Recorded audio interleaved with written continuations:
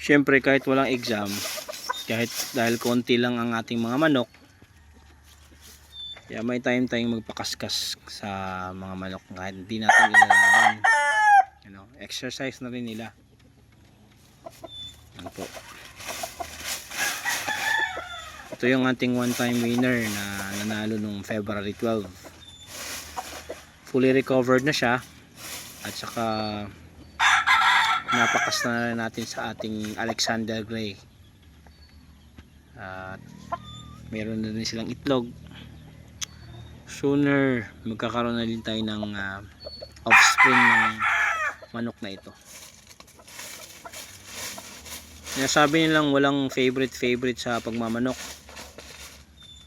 Sa pag-aalaga wala akong tinatawag na favoritism. Lahat sila equally provided with the necessary vitamins and the time. Pero pagdating sa kulay, talagang favorite ko ang gray. Second is yung pula, and third yung puti.